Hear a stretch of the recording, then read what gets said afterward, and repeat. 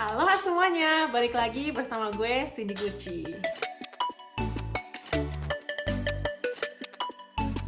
Jadi di video lalu itu gue pernah ngebahas tentang sifat orang bule Jerman itu kayak gimana sih di kehidupan sehari-hari. Sesuai janji gue, karena videonya itu udah nembus 1000 views, jadi gue pengen bikin part 2-nya. Nah kali ini berdasarkan satu request dari Sakura, jadi dia bilang, "Kak, buat video dong tentang sifat orang Jerman yang ada di dunia kerja." Jadi hari ini gue akan ngebuat sharing tentang perspektif gue tentang orang Jerman itu gimana sih di tempat kerja dan bonus juga di tempat perkuliahan.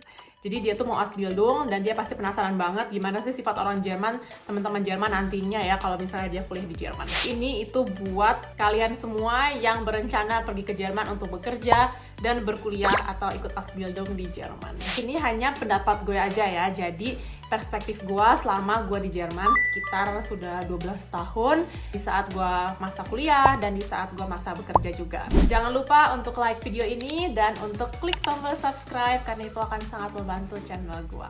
Terima kasih. Ya guys, jadi di Jerman itu udah mulai masuk musim panas. Jadi gue udah bisa pakai baju musim panas guys, seneng banget. Nih gue kasih lihat ya, di depan itu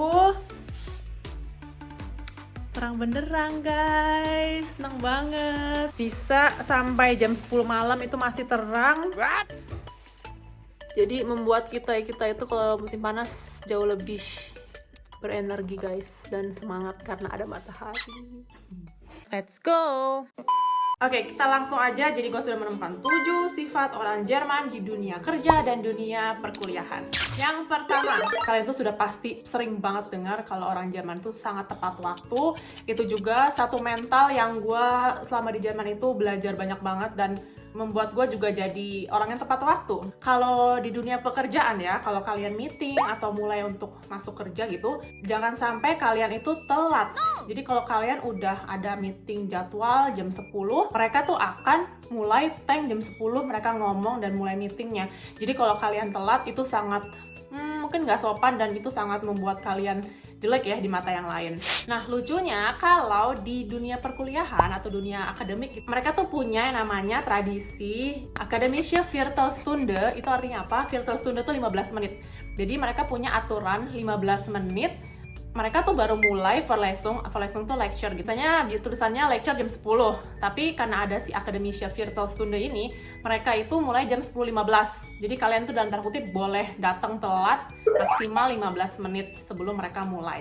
Yang kedua, orang Jerman itu sangat individualis dibanding orang Indonesia.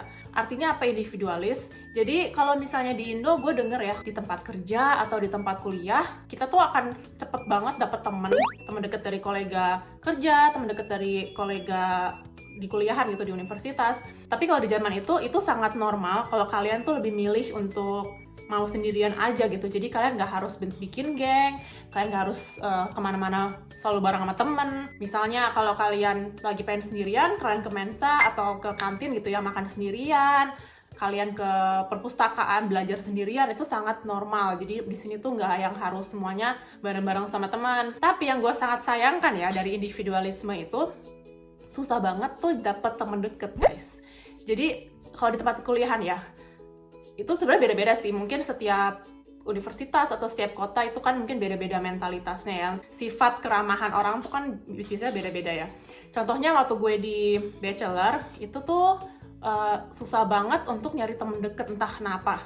Jadi gue merasa kalau gue itu nggak berusaha untuk nyari temen, gue nggak akan dapet temen orang Jerman. Jadi mereka tuh sangat minim untuk menyapa orang. Kalau misalnya kalian tuh nggak pernah kerja bareng dan kalian pas-pasan padahal kalian satu kelas gitu, dan kalian gak disapa, itu tuh sangat normal di sini. Jadi kalian jangan berharap mereka tuh akan sangat ramah. Tapi pas gue master itu di kota lain, entah kenapa orang-orangnya lebih ramah. Jadi mungkin karena mereka udah punya lebih banyak network gitu kali ya, udah mulai dewasa juga, jadi mereka udah mulai mau terbuka juga kali ya, open minded, terutama untuk foreigner, untuk orang asing. Dan saat master itu lebih cepet untuk mendapatkan teman dekat orang Jerman dibanding waktu bachelor. Lu akan hanya punya teman dari tempat kuliah atau dari tempat kerja itu 1-2 orang doang. Ya, tapi itu mereka akan benar-benar deket gitu ya sama kita. Dan mereka akan sangat menolong kita kalau kita ada sesuatu atau benar-benar stick sama kita around gitu ya. Nah kalau di dunia kerja itu levelnya itu lebih tinggi lagi guys, terutama kalau misalnya perusahaan besar ya, mereka tuh sangat menjaga jarak. Jadi kalau misalnya mereka nggak mau deket sama kita nggak akan bisa jadi teman gitu loh. Tapi tergantung, biasanya kalau kantor kecil itu kekeluargaannya jauh lebih besar, jadi kalian bisa makan bareng, pergi bareng, bisa curhat juga misalnya tentang kehidupan pribadi gitu. Cuman kalau perusahaan besar, gue punya pengalaman, jadi orang-orangnya itu benar-benar nutup diri. Mereka tuh nggak mau cerita tentang hal pribadi, nggak mau diajak jalan-jalan atau makan bareng gitu ya, kalau misalnya mereka emang mau menjaga relationship-nya itu hanya sebatas kolega kerja, bukan teman dekat. Yang ketiga itu tentang senioritas. Pasti kalian penasaran banget kalau di Jerman tuh gimana sih. Kalau misalnya di Asia kan biasanya ada senioritas ya. Kalau misalnya itu profesor, itu guru kalian, atau itu bos kalian, kalian akan lebih menjaga jarak. Atau ya kalian junior, mereka senior gitu kan. Beda lah levelnya. Kalau di Jerman tuh gimana sih? Nah kalau di Jerman itu nggak senioritas kayak di Indonesia ya, atau kayak di negara Asia lainnya. Jadi kalau di Jerman itu mereka sangat menjunjung tinggi Beziehung sesuai Augenhöhe gitu. Beziehung tuh kan relation, Augenhöhe tuh jadi kita level matanya tuh satu level gitu. Jadi nggak ada yang lebih rendah, nggak ada yang lebih tinggi. Mereka ngobrol aja seperti biasanya gitu. Jadi nggak menganggap mereka tuh orang tinggi, harus dihormati dan kita takut sama mereka. Enggak, jadi kita saling menghormati ya, saling respect. Tapi nggak ada yang namanya lo lebih rendah dari gue lebih berkuasa gitu, nggak ada. Juga kultur mereka itu sangat mengharapkan feedback dari karyawan-karyawannya atau dari murid-muridnya. Misalnya kalau kalian tuh nggak suka sama kerjanya mereka atau ada masukan, itu mereka terima banget feedback dari kita. Yang keempat, ini lucu banget, jadi tentang small talk. Penting banget di Jerman untuk bisa small talk ya, karena itu tadi, biasanya kalau di dunia perkantoran terutama ya, itu kan mereka menjaga jarak antara koleganya, tapi kan ya harus tetap ngobrol juga gitu kan. Jadi small talk ini membuat kita ada interaksi dengan mereka, dan ini tuh sering banget ditanyain. Yang pertama, nanya tentang weather, jadi tentang cuaca. Misalnya ngomongin aja tentang cuacanya hari ini bagus ya, terus iya kemarin cuacanya jelek, gue jadi nggak bisa keluar rumah, jadi nggak bisa jalan-jalan. Juga basa-basi tentang liburan. Jadi orang Jerman tuh kan sangat menjunjung tinggi ngambil libur ya. Jadi holiday itu bener-bener mereka tuh udah rencanain liburan dari setahun yang lalu gitu. Jadi kalau kalian mau basa-basi dengan kolega Jerman, itu tuh tanyainnya tentang kalian udah rencana liburan kemana gitu. Nggak cerita kayak, ya minggu lalu gue habis ambil libur kesini. Terus kalian ceritanya tentang liburan kalian gitu, itu udah biasa banget. Terus juga ngomongin tentang Wochenende. Wochenende adalah weekend. Selalu hari Senin itu selalu pertanyaannya, bagaimana Wochenende kalian? Wie war deine Wochenende? Kalian ngapain aja? Tuh basa-basi orang Jerman itu pasti ada kalau di dunia kerja. Yang kelima itu adalah efisiennya orang Jerman. Orang Jerman di dunia kerja dan di dunia perkuliahan itu kita bisa banget lihat bagaimana mereka tuh bekerja sangat efisien. Artinya gimana?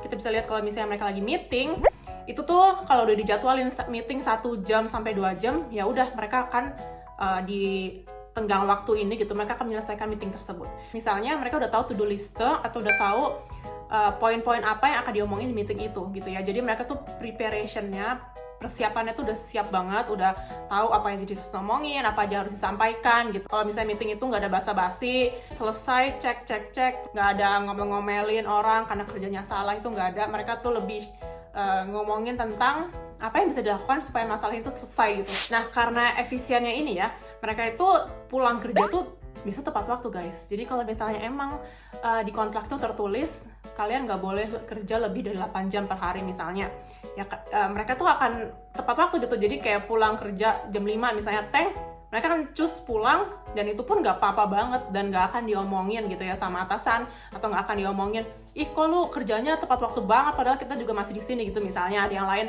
ada yang masih kerja tapi udah selesai, ya lu bisa langsung pulang gitu. Jadi mereka itu kerja bener-bener 8 jam kerja tanpa jalan-jalan, tanpa kebanyakan ngambil istirahat gitu. Jadi mendingan kerja selesai, pulang ke rumah, kerjaannya udah beres. Yang keenam, ini masih ada hubungannya sama waktu kerja.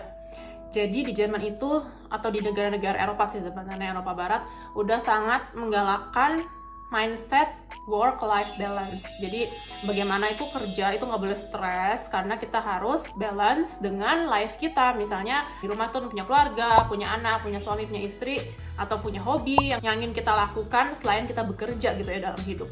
Jadi di zaman itu misalnya kalau kita kontrak kerjanya itu maksimal kerja misalnya sehari itu 10 jam, kita benar-benar nggak boleh lebih dari itu. Jadi manajernya itu akan ngingetin kita, kamu tuh kerjanya udah lemburnya udah parah, udah banyak banget, kamu tuh nggak boleh kerja lembur lagi misalnya minggu ini, atau kamu harus ambil untuk free side, artinya kalian harus ambil sebagai free time. Zaman itu kalau misalnya kalian lembur itu kalau nggak diganti free time, kalian akan diganti dengan gaji gitu. Cuman nggak boleh melebihi juga aturannya. Hari libur pun itu udah diatur. Jadi di Jerman itu tergantung perusahaannya sebenarnya. Cuman saat itu gue bahkan dapat hari libur tuh 30 hari.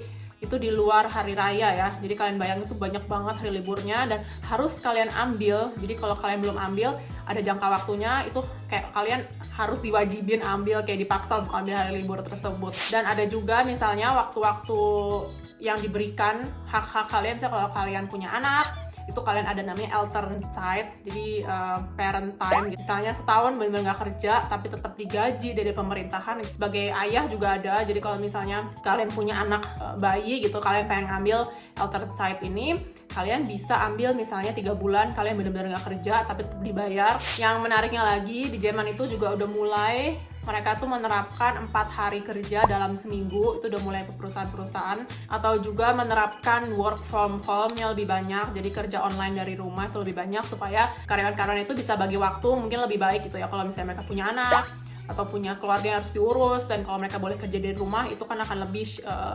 membantu karyawan tersebut. Yang terakhir, yang ketujuh, ini lucu juga, mengenai bagaimana orang Jerman itu biasanya pergi ke kuliah atau pergi ke kantor. Jadi kalau di Jerman itu, karena kantor atau tempat kuliah itu biasanya deket gitu ya dari rumah, bukan tidak mungkin orang itu akan lebih memilih untuk naik sepeda. Jadi seperti yang di video sebelumnya ya, orang Jerman itu kan suka banget untuk bergerak di alam bebas gitu ya, di luar, mau naik sepeda, mau jalan kaki. Mereka akan lebih milih itu daripada naik mobil atau motor. Bahkan waktu itu pernah pimpinan gue itu, dia pakai jas, pakai kemeja, dan dia itu ke kantor 20 km setiap harinya naik sepeda. Kalian bayangin. Bahkan ada yang pernah masuk berita, ini cowok, nih bapak-bapak, dia kantor tiap hari di musim panas itu berenang di sungai, guys. Jadi ada sungai yang sungainya itu menuju ke kantor dia, dan dia berenang di sungai itu sampai ke kantor. Kalian bayangin. Itu unik banget menurut gue. Gue juga sering dengar, karena gue arsitek, di gedung-gedung perkantoran atau di tempat kuliah-kuliah gitu, atau di tempat umum gitu, sudah mulai bukan cuma toilet doang, tapi tempat untuk mandi. Karena mereka tahu banyak banget orang yang butuh mandi, kan keringetan gitu ya, habis naik sepeda, habis jalan kaki ke kantor jauh-jauh itu, dan keringetan, mereka butuh mandi. Jadi mereka punya hak untuk menyegarkan badan mereka dulu belum mereka mulai kerja. Oke guys, gitu aja 7 perspektif gua tentang orang Jerman. Gimana guys, pendapat kalian tentang sifat orang Jerman di dunia perkantoran dan dunia perkuliahan? Beda banget gak sih sama orang Indonesia? Gue pengen tahu dong. Terus kalau kalian ada juga pertanyaan-pertanyaan tentang sifat orang bule lainnya, atau ada pendapat-pendapat lain, boleh juga kalian tulis di bawah ini. Dan kalau kalian ada request untuk video selanjutnya, boleh silahkan di komen juga ya di bawah.